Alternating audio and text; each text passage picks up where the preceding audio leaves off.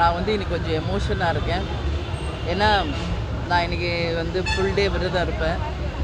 கேப்டனுக்காக காலையிலேயே வீட்டில் எல்லாம் பூஜை முடித்து இன்றைக்கி வந்து அவருக்கு படையலை வச்சு சாமி கும்பிட்டு இந்த கொடை விழாவில் செல்வமணி சார் கேட்டுக்கிட்டு என்னங்க கார்த்தி அவர்கள் ரிலீஸ் பண்ணுறாரு, அவருக்கு வாழ்த்துக்கள். நான் இப்போ அவர்கிட்ட அதான் சொல்லிகிட்டு இருந்தேன் செல்வமணி சாருக்கு. கேப்டனுடைய பிளெஸ்ஸிங்ஸ் இன்றைக்கி 100% இன்றைக்கி ஆடி அமாவாசையில் இந்த படத்துக்கும் நம்ம டைரக்டர்ஸுக்கும் திரை உலகுக்கும் கிடச்சிருக்குது என்பதில் எந்த மாற்று கருத்தும் இல்லை. கருடராக அவரே வந்து ஆசீர்வாதம் பண்ணார். அதனால் நிச்சயமாக மீண்டும் இந்த படம் எல்லார் ஆதரவோடும் மிக பிரம்மாண்டமான வெற்றி பெறும் என்பதில் எனக்கு எந்த டவுட்டுமே இல்லை.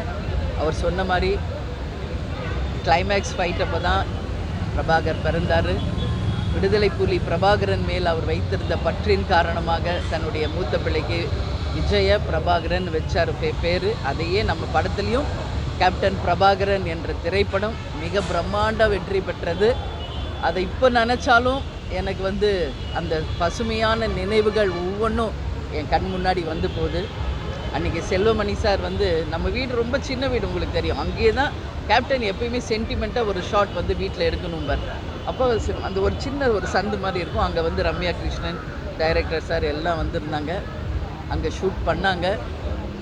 அப்பயே நான் அவனை பார்த்தேன். செல்வமணி சார் எவ்வளோ ஒரு ஸ்ட்ராங் இளைஞர். அவர் என்ன நினைக்கிறாரோ அதை தான் அங்கே வந்து அவர் செயல்படுத்தினார். அதுக்கு கேப்டன் அவருக்கு 100% வந்து ஃப்ரீடம் கொடுத்துருந்தாரு. அது அன்றைக்கி இந்த டே ஒன்னே அவரை நான் புரிஞ்சுக்கிட்டேன். அதே மாதிரி உதயகுமார் சார் சின்ன கவுண்டர் பக்கத்தில் உட்காந்துருக்காரு. லெஜெண்டரி டைரக்டர், வானத்தை போல மரியாதை கொடுத்த 3 சில்வர் ஜூப்ளி டைரக்டர்ஸ் இங்கே இருக்காங்க. ஸோ இவங்கெல்லாம் கேப்டன் இன்னைக்கு இல்லைன்னாலும் அரவிந்த் சார் அவர் வந்து ஆரம்ப காலத்திலேருந்தே ஊமை விழிகள், அந்த மாதிரி பேரரசு சார் பார்த்திங்கன்னா தருமபுரி என்று ஒவ்வொரு படத்தை பற்றியும் நம்ம பேசிக்கிட்டே இருக்கலாம். ஒவ்வொன்றுமே வரலாறு. அதான் இவர்கிட்ட சொன்னேன், வரலாறு இன்றைக்கி வந்து இன்றைக்கி இல்லை நாளைக்கு இல்லை, இந்த உலகம் இருக்கும் வரை கேப்டன் புகழும் நமது டைரக்டர்ஸுடைய புகழும் நிலைத்து நிற்கும் என்பதில் எந்த மாற்று கருத்துமே கிடையாது. இந்த படத்தை கேப்டன் பிறந்தநாள் 25 நாளும் 22ஆம் தேதி ரிலீஸ் செய்கின்ற கார்த்திக் அவர்களுக்கு தேசிய முற்போக்கு திராவிட கழகத்தின் சார்பாக, கேப்டன் சார்பாக என்னுடைய வாழ்த்துக்களை இந்த நேரத்தில் தெரிவித்துக் கொள்கிறேன். படம் பிரம்மாண்ட வெற்றி பெற வேண்டும் என்று என் மனப்பூர்வமான வாழ்த்துக்களை தெரிவித்துக் கொள்கிறேன். கேப்டன் அவர்களோட புகழை 30 ஆண்டுகள் கழித்து, ஏறக்குறைய 34 ஆண்டுகள் கழித்து மறுபடியும் தமிழகமெங்கும் அல்லாது உலகமெங்கும் அவர் புகழை நிலைநிறுத்த கேப்டன் பிரபாகரனை நாங்கள் அவர் பிறந்த நாளன்று உலகமெங்கும் ரிலீஸ் செய்ய இருக்கின்றோம்.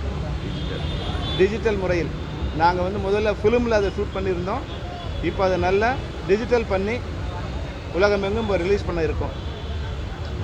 இந்த படத்தை ரிலீஸ் பண்ணுறதுக்காக ஒரு மாதம் முன்னாடி வந்து எங்கிட்ட வந்து அந்த படத்தை காமிச்சாங்க.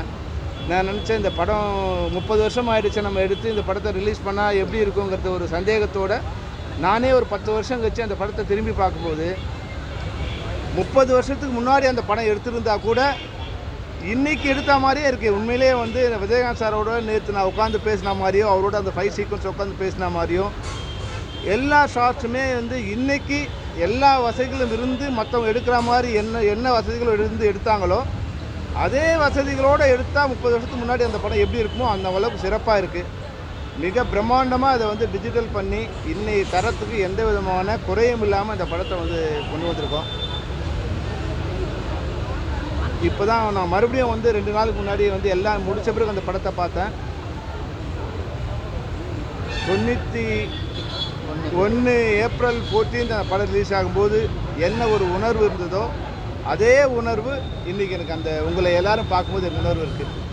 90 ஃபுல்லாக இந்த படத்துக்காக ஏறக்குறைய நாங்கள் ஒரு 40,000 கிலோமீட்டர் வந்து இந்தியா முழுக்க பயணம் பண்ணியிருக்கோம். இந்தியாவில் இருக்க எல்லா காடுகளிலும் நாங்கள் பயணம் பண்ணியிருக்கோம். விஜயகாந்த் சார் வந்து எங்களுக்கு வந்து என்னென்னா ஒரு ஜூனியர் ஆர்டிஸ்டால் கூட எங்களுக்கு ஒரு ப்ராப்ளம் வந்திருக்கும்.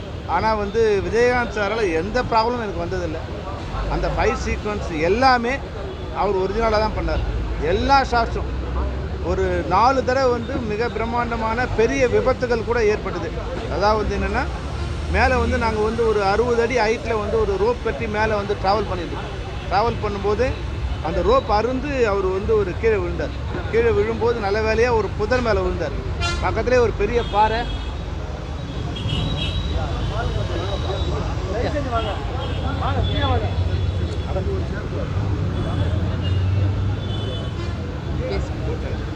ஒரு பெரிய பாறை, அந்த பாறை மேலே விழுந்திருந்தாருன்னா உண்மையாகவே அது வந்து அன்றைக்கி நாங்கள் வந்து கேப்டனையே பார்க்க முடியாமல் கூட போயிருந்திருக்கோம். ஆனால் கடவுளோட அருளால் வந்து அந்த புதர் மேலே விழுந்தார். விழுந்து அப்படி உடனே எழுந்து நின்றார். உடனே அவருக்கு ஆனால் வந்து பேக் போனில் ஒரு சின்ன ஒரு பெயின் வந்துடுச்சு.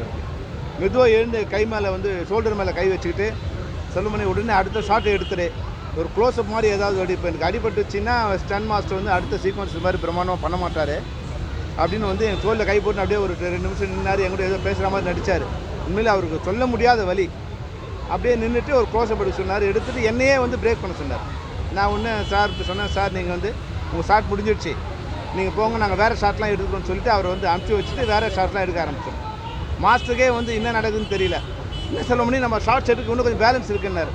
நான் சொன்னேன், இல்லை சார் ஆர்டிஸ்ட்லாம் வேறு ஆர்டிஸ்ட் இருக்காங்க, ரம்யா கிருஷ்ணன் அதில் இருக்காங்க, அவங்க ஈவினிங் வந்து கொஞ்சம் வெளியே போகிறாங்க சார், அதனால் அவங்க ஒர்க்கை முதல்ல முடிச்சிடுவோன்னு சொல்லி அப்படியே பேட்ச் பண்ணி அமைச்சார். அதாவது தனக்கு அடிபட்டால் அந்த விஷயம் வெளியே தெரிஞ்சால் ஸ்டன் மாஸ்டர் அடுத்த ஷாட்டை வந்து இது மாதிரி வந்து ரிஸ்கான ஷாட் எடுக்க மாட்டாருங்கிற ஒரு இதில் வந்து அந்த விஷயத்தையே வெளியே தெரியாமல் வந்து எங்களோட நடித்தார். இது மாதிரி நான் வந்து ஒரு 100 விஷயத்தை நான் சொல்லலாம். எந்த வசதியுமே இல்லாத நேரத்தில் சாலக்குடியில் நாங்கள் வந்து ஏறக்குறைய வந்து ஒரு 300 அடி ஃபால்ஸில் வந்து கயிறு கட்டி விஜயகாந்த் சாரே அதில் மேலே ஏறினார். அது ஃபுல்லாக வழுக்கல் பாராது, 300 அடி ஹைட் இருக்கும். அந்த டிஸ்டன்ஸை வந்து தண்ணியில் ட்ராவல் பண்ணி நாங்கள் மேலே ஏறி முடிஞ்ச உடனே மேலே இருக்கிற டேம் வந்து திறந்துட்டா நாங்கள் எல்லாம் ஓடுறோம். கீழே வந்து க்ரெயினில் ஷாட் எடுத்துக்கிட்டோம். க்ரெயினில் வந்து ஒரு கேமரா இருக்குது. அடித்த அடியில் வந்து தண்ணி வந்து அடித்த அடியில் க்ரெயின் ஏறக்குறைய 1.5 கிலோமீட்டர் வந்து தள்ளி போயிடுச்சு. கேமரா அசிஸ்டண்ட் என்ன பண்ணார், அந்த கேமராவை கூட கட்டிட்டு உடனே ஓட ஆரம்பித்தார். க்ரெயினை யாராலும் எங்களால் எடுக்க முடியல. 1.5 கிலோமீட்டர் போயிருந்தது. அந்த க்ரெயின் உங்களுக்கு தெரியும் எவ்வளோ வலிமையாக இருக்கும். அந்த க்ரெயின் வந்து பெண்டாகி அப்படி கடந்தது. ஒருவேளை நாங்கள் எதாவது மாட்டியிருந்தால் அன்றைக்கி எல்லாருமே பெரிய ஆபத்தில் மாட்டியிருக்கோம். இது மாதிரி வந்து அன்றைக்கி எந்த வசதியுமே இல்லாத காலகட்டத்தில் பல்வேறு ரிஸ்க் எடுத்து நாங்கள் அந்த படத்தை பண்ணோம். இன்றைக்கி அந்த கஷ்டம் வந்து இன்றைக்கி அந்த படம் பார்க்கும்போது கூட நேற்று தான் அந்த படம் எடுத்த மாதிரி இருக்குது. அந்த படம் பார்க்கும்போது நான் நேற்று தான் விஜயகாந்த் சாரோட உட்காந்து பேசுகிற மாதிரி இருக்குது. ஒரு ஷாட்டும் வந்து அது ட்ரெயின் ஷாட்டாக இருக்கட்டும், குதிரை ஷாட்டாக இருக்கட்டும், இல்லை கோயம்புத்தூரில் வந்து அந்த ரோட்டில் நீங்கள் பார்த்தீங்கன்னா இன்றைக்கெலாம் கோயம்புத்தூர் ரோட்டில் வந்து பிளாட்ஃபார்மில் கூட நடக்க முடியாது. நாங்கள் வந்து மெயின் ரோட்லேயே அன்றைக்கி வந்து விஜயகாந்த் சார் கலெக்டர்கிட்ட பேசி ஒரு பர்மிஷன் வாங்கி கொடுத்தாரு. ராவுத்தர் வந்து என்கிட்ட வந்து ஒரு சண்டை போட்டார். டேய் உனக்கு வந்து பணத்தை நான் வந்து காரில் அனுப்பிச்சா பண்ண முடியாதுடா, ட்ரெயினில் தான்டா அனுப்பணும் உனக்கு பணத்தைன்னார். அந்த அளவுக்கு வந்து பல்வேறு இதில் வந்து நான் வந்து காம்ப்ரமைஸ் இல்லாமல் அந்த படத்தை எடுத்து முடித்தோம். ஆனால் அதுக்கெல்லாம் இன்றைக்கி அந்த படம் பார்க்கும்போது இன்றைக்கி வந்து ரிலீஸ் பண்ணுறேன்னு சொன்ன உடனே இன்றைக்கி ரிலீஸ் ஆகிற படத்துக்கு கூட இல்லாத அளவுக்கு டிமாண்டு. எல்லா டிஸ்ட்ரிபியூட்டர்ஸும் வந்து அந்த படத்தை வந்து ப்ரொடியூசர் சொன்னார், சார் எல்லா ஏரியாவுமே வந்து நான் ஷோ கொடுத்தாச்சு சார். ஏறக்குறைய 500 தேட்டர் வந்து நாங்கள் வந்து இதை பிளாக் பண்ணியிருக்கோம் சார். ஒவ்வொருத்தருமே வந்து பழைய டிஸ்ட்ரிபியூட்டர் எல்லாருமே ஃபோன் பண்ணி எங்களுக்கு படம் கொடுங்க எங்களுக்கு படம் கொடுங்க கேட்குறாங்க. அதாவது படத்தை கூவி விற்க வேண்டிய இந்த காலகட்டத்தில் 30 வருஷம் கழிச்சு கூட இந்த படத்துக்கு இவ்வளோ பெரிய டிமாண்ட் இருக்குன்னா அது வந்து விஜயகாந்த் அவரோட உழைப்பும் அவரோட ஆசையும் தான் காரணம். இன்றைக்கி உங்கள் எல்லாரோடைய பார்வைக்கு அவரோட பிறந்தநாள் இன்னைக்கு ஆகஸ்ட் 25 சாரோட பிறந்தநாள் 22ஆம் தேதி இந்த படத்தை வந்து தமிழகம் எங்கும் மட்டும் இல்லாமல் உலகமெங்கும் நான் ரிலீஸ் பண்ணோம். அதுக்கு தான் நான் வந்து அன்னிக்கிட்ட கேட்டேன், அம்மா நாங்கள் வந்து படம் ரிலீஸ் பண்ண போகிறோம், நீங்கள் வந்து எங்களை வாழ்த்து தெரிவிக்கணும்னு. அவங்க சொன்னாங்க, நான் சைனாவில் இருக்க சொல்ல முடியும்னாங்க. சைனாவில் இருந்தாலும் நீங்கள் வந்த பிறகு நாங்கள் வச்சுக்கிறோம் அப்படின்னு. இன்றைக்கி மாவுளி அமாவாசை அவருக்கு நான் கொஞ்சம் சாமியெல்லாம் படைக்கணும்னாங்க. நீங்கள் படைச்சிட்டு வாங்க, நாங்கள் வெயிட் பண்ணுறோம், நீங்கள் இருந்து எங்களுக்கு வாழ்த்து தெரிவிக்கணும். பிரபாகரன் இந்த படம் பிறக்கும் ஷூட்டிங் முடியும் போது தான் பிரபாகரன் பிறந்தான். நான் அவன் வந்து இதை வந்து ரிலீஸ் பண்ணணும்னு சொன்னேன். இன்றைக்கி அவன் வந்து மாவுளி அமாவாசைங்கிறதால வீட்டில் சின்ன ஃபங்க்ஷன் இருக்கான். நான் சொன்னேன், நீ குறைஞ்சபட்சம் எங்களுக்கு அடுத்த music release cassette release function இருக்குது, பிரபாகரன் திரைப்படத்தை